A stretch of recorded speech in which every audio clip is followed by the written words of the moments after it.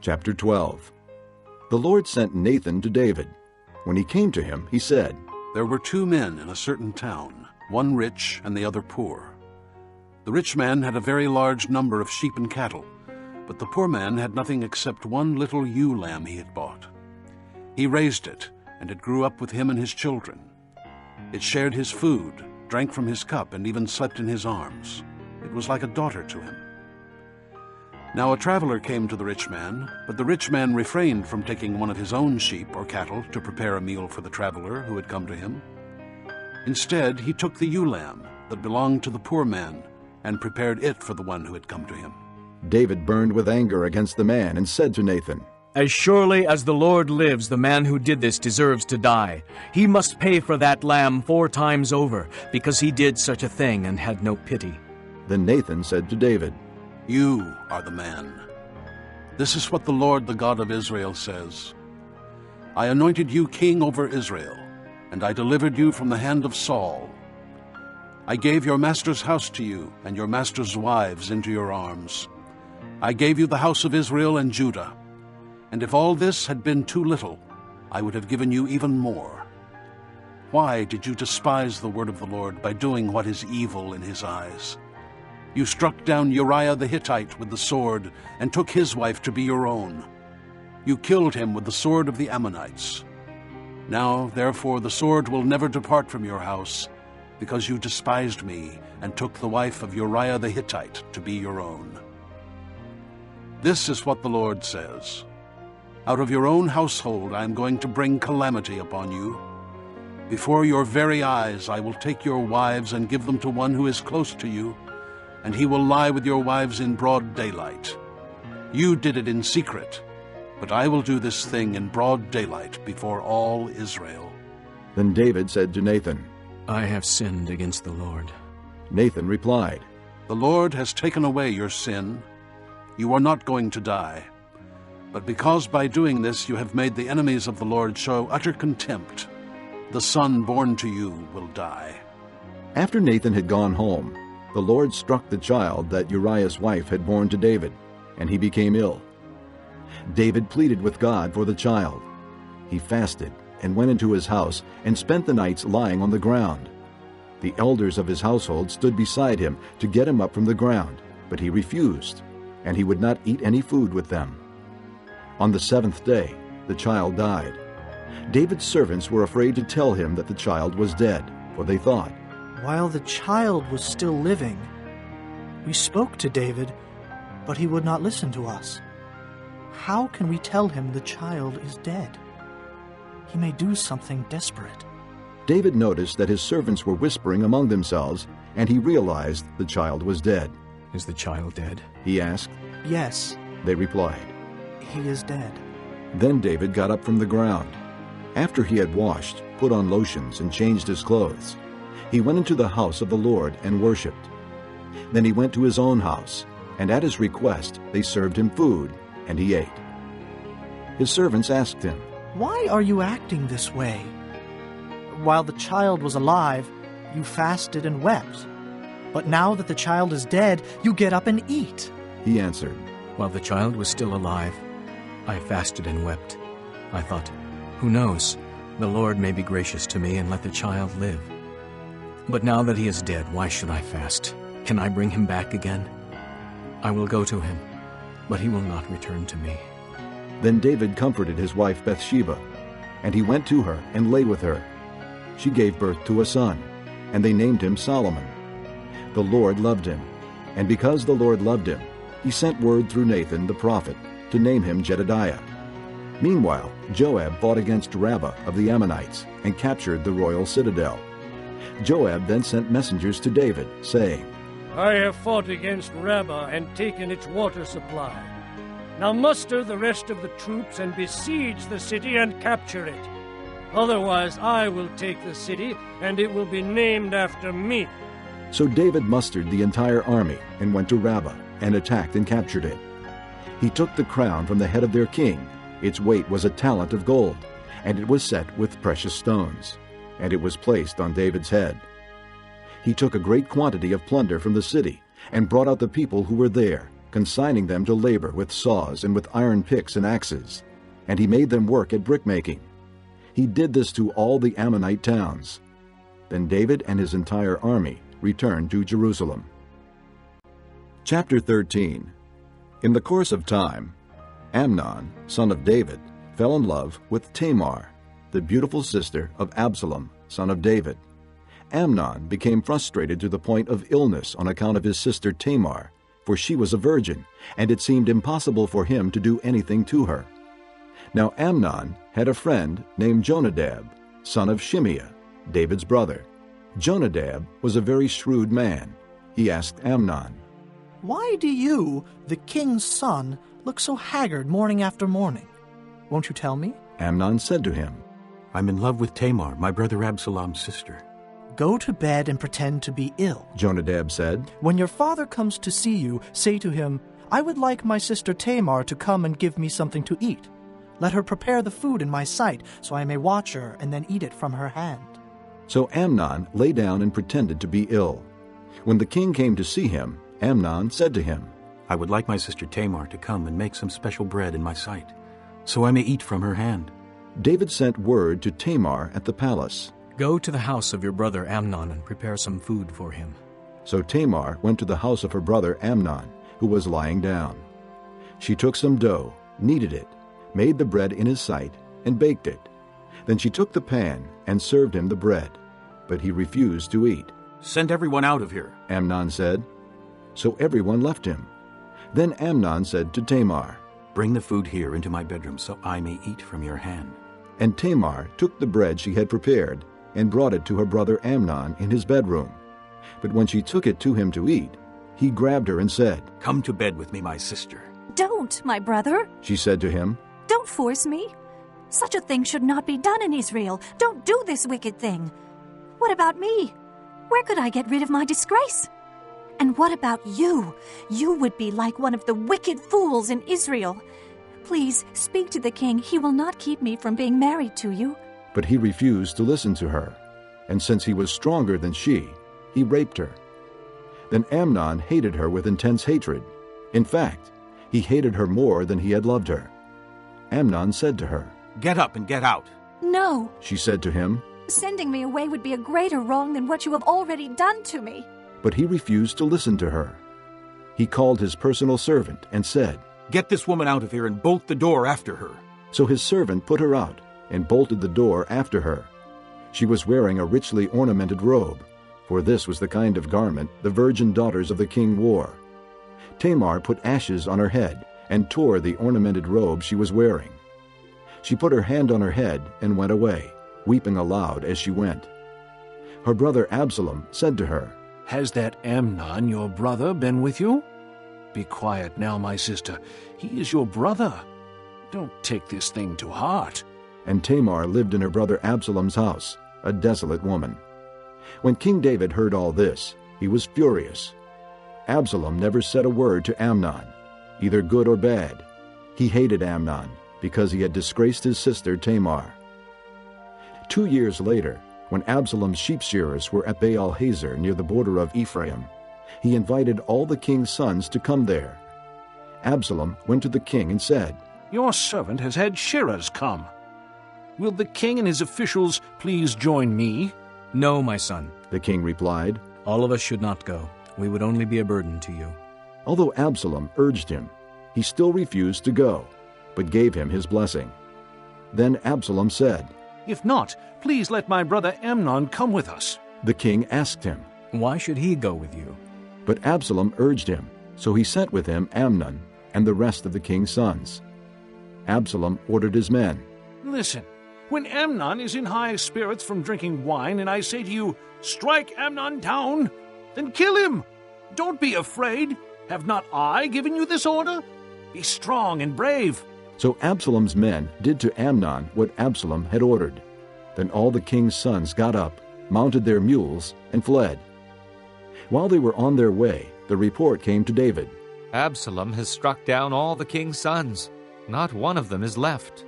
The king stood up, tore his clothes, and lay down on the ground, and all his servants stood by with their clothes torn. But Jonadab son of Shimeah, David's brother, said, My lord should not think that they killed all the princes. Only Amnon is dead. This has been Absalom's expressed intention ever since the day Amnon raped his sister Tamar. My lord the king should not be concerned about the report that all the king's sons are dead. Only Amnon is dead. Meanwhile, Absalom had fled. Now the man standing watch looked up and saw many people on the road west of him, coming down the side of the hill. The watchman went and told the king. I see men in the direction of Horonaim, on the side of the hill. Jonadab said to the king, See, the king's sons are here. It has happened just as your servant said. As he finished speaking, the king's sons came in, wailing loudly. The king, too, and all his servants wept very bitterly. Absalom fled and went to Talmai, son of Ammihud, the king of Geshur. But King David mourned for his son every day. After Absalom fled and went to Geshur, he stayed there 3 years. And the spirit of the king longed to go to Absalom, for he was consoled concerning Amnon's death. Chapter 14. Joab, son of Zeruiah, knew that the king's heart longed for Absalom. So Joab sent someone to Tekoa, and had a wise woman brought from there. He said to her, Pretend you are in mourning. Dress in mourning clothes, and don't use any cosmetic lotions. Act like a woman who has spent many days grieving for the dead. Then go to the king and speak these words to him. And Joab put the words in her mouth. When the woman from Tekoa went to the king, she fell with her face to the ground to pay him honor. And she said, Help me, O king. The king asked her. What is troubling you? She said, I am indeed a widow. My husband is dead. I, your servant, had 2 sons. They got into a fight with each other in the field, and no one was there to separate them. One struck the other and killed him. Now the whole clan has risen up against your servant. They say, Hand over the one who struck his brother down, so that we may put him to death for the life of his brother whom he killed. Then we will get rid of the heir as well. They would put out the only burning coal I have left, leaving my husband neither name nor descendant on the face of the earth. The king said to the woman, Go home, and I will issue an order in your behalf.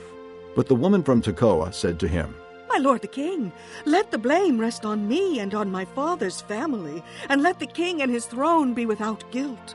The king replied, If anyone says anything to you, bring him to me, and he will not bother you again.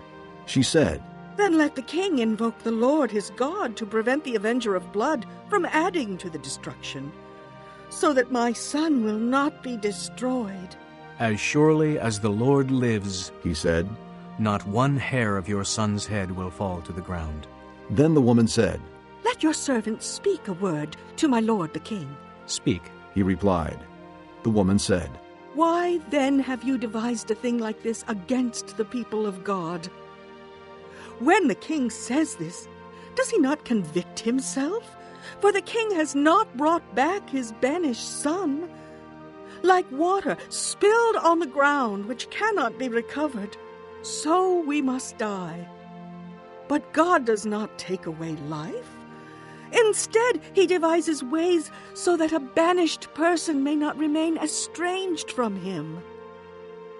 And now I have come to say this to my lord the king, because the people have made me afraid. Your servant thought, I will speak to the king. Perhaps he will do what his servant asks. Perhaps the king will agree to deliver his servant from the hand of the man who is trying to cut off both me and my son from the inheritance God gave us. And now your servant says, May the word of my lord the king bring me rest. For my lord the king is like an angel of God in discerning good and evil. May the Lord your God be with you. Then the king said to the woman, Do not keep from me the answer to what I am going to ask you. Let my lord the king speak. The woman said. The king asked, Isn't the hand of Joab with you in all this? The woman answered, As surely as you live, my lord the king, no one can turn to the right or to the left from anything my lord the king says. Yes, it was your servant Joab who instructed me to do this, and who put all these words into the mouth of your servant. Your servant Joab did this to change the present situation. My lord has wisdom like that of an angel of God. He knows everything that happens in the land. The king said to Joab, Very well, I will do it. Go, bring back the young man Absalom. Joab fell with his face to the ground to pay him honor, and he blessed the king. Joab said, Today your servant knows that he has found favor in your eyes, my lord the king, because the king has granted his servant's request. Then Joab went to Geshur and brought Absalom back to Jerusalem. But the king said, He must go to his own house. He must not see my face. So Absalom went to his own house and did not see the face of the king. In all Israel there was not a man so highly praised for his handsome appearance as Absalom. From the top of his head to the sole of his foot there was no blemish in him. Whenever he cut the hair of his head, he used to cut his hair from time to time when it became too heavy for him, he would weigh it, and its weight was 200 shekels by the royal standard. 3 sons and a daughter were born to Absalom. The daughter's name was Tamar, and she became a beautiful woman. Absalom lived 2 years in Jerusalem without seeing the king's face. Then Absalom sent for Joab in order to send him to the king, but Joab refused to come to him. So he sent a second time, but he refused to come. Then he said to his servants, Look, Joab's field is next to mine, and he has barley there. Go and set it on fire. So Absalom's servants set the field on fire. Then Joab did go to Absalom's house, and he said to him, Why have your servants set my field on fire? Absalom said to Joab, Look, I sent word to you and said, Come here so I can send you to the king to ask, Why have I come from Geshur? It would be better for me if I were still there. Now then, I want to see the king's face, and if I am guilty of anything, let him put me to death. So Joab went to the king and told him this. Then the king summoned Absalom, and he came in and bowed down with his face to the ground before the king. And the king kissed Absalom. Chapter 15. In the course of time, Absalom provided himself with a chariot and horses, and with 50 men to run ahead of him. He would get up early and stand by the side of the road leading to the city gate. Whenever anyone came with a complaint to be placed before the king for a decision, Absalom would call out to him. What town are you from? He would answer, Your servant is from one of the tribes of Israel. Then Absalom would say to him, Look, your claims are valid and proper, but there is no representative of the king to hear you. And Absalom would add, If only I were appointed judge in the land, then everyone who has a complaint or case could come to me, and I would see that he gets justice. Also, whenever anyone approached him to bow down before him, Absalom would reach out his hand, take hold of him, and kiss him. Absalom behaved in this way toward all the Israelites who came to the king, asking for justice, and so he stole the hearts of the men of Israel. At the end of 4 years, Absalom said to the king, Let me go to Hebron and fulfill a vow I made to the Lord. While your servant was living at Geshur in Aram, I made this vow. If the Lord takes me back to Jerusalem, I will worship the Lord in Hebron. The king said to him, Go in peace. So he went to Hebron. Then Absalom sent secret messengers throughout the tribes of Israel to say, As soon as you hear the sound of the trumpets, then say, Absalom is king in Hebron. 200 men from Jerusalem had accompanied Absalom. They had been invited as guests and went quite innocently, knowing nothing about the matter. While Absalom was offering sacrifices, he also sent for Ahithophel the Gilonite, David's counselor, to come from Gilo, his hometown. And so the conspiracy gained strength, and Absalom's following kept on increasing. A messenger came and told David, The hearts of the men of Israel are with Absalom.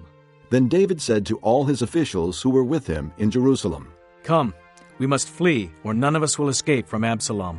We must leave immediately, or he will move quickly to overtake us and bring ruin upon us and put the city to the sword. The king's officials answered him, Your servants are ready to do whatever our lord the king chooses. The king set out, with his entire household following him. But he left 10 concubines to take care of the palace. So the king set out, with all the people following him, and they halted at a place some distance away. All his men marched past him, along with all the Kerethites and Pelethites, and all the 600 Gittites who had accompanied him from Gath marched before the king. The king said to Ittai the Gittite, Why should you come along with us? Go back and stay with King Absalom. You are a foreigner and exile from your homeland. You came only yesterday, and today shall I make you wander about with us when I do not know where I am going? Go back and take your countrymen. May kindness and faithfulness be with you. But Ittai replied to the king, As surely as the Lord lives, and as my lord the king lives, wherever my lord the king may be, whether it means life or death, there will your servant be. David said to Ittai, Go ahead, march on. So Ittai the Gittite marched on with all his men and the families that were with him. The whole countryside wept aloud as all the people passed by. The king also crossed the Kidron Valley, and all the people moved on toward the desert. Zadok was there too, and all the Levites who were with him were carrying the Ark of the Covenant of God. They set down the Ark of God, and Abiathar offered sacrifices until all the people had finished leaving the city. Then the king said to Zadok, Take the Ark of God back into the city. If I find favor in the Lord's eyes, he will bring me back and let me see it and his dwelling place again. But if he says, I am not pleased with you, then I am ready. Let him do to me whatever seems good to him. The king also said to Zadok the priest, Aren't you a seer? Go back to the city in peace with your son Ahimaaz and Jonathan, son of Abiathar. You and Abiathar take your 2 sons with you. I will wait at the fords in the desert until word comes from you to inform me. So Zadok and Abiathar took the Ark of God back to Jerusalem and stayed there. But David continued up the Mount of Olives, weeping as he went. His head was covered, and he was barefoot. All the people with him covered their heads too, and were weeping as they went up. Now David had been told, Ahithophel is among the conspirators with Absalom. So David prayed, O Lord, turn Ahithophel's counsel into foolishness. When David arrived at the summit, where people used to worship God, Hushai the Archite was there to meet him, his robe torn and dust on his head. David said to him, If you go with me, you will be a burden to me. But if you return to the city and say to Absalom, I will be your servant, O king. I was your father's servant in the past, but now I will be your servant. Then you can help me by frustrating Ahithophel's advice. Won't the priests Zadok and Abiathar be there with you? Tell them anything you hear in the king's palace. Their 2 sons, Ahimaaz, son of Zadok, and Jonathan, son of Abiathar, are there with them. Send them to me with anything you hear. So David's friend Hushai arrived at Jerusalem as Absalom was entering the city.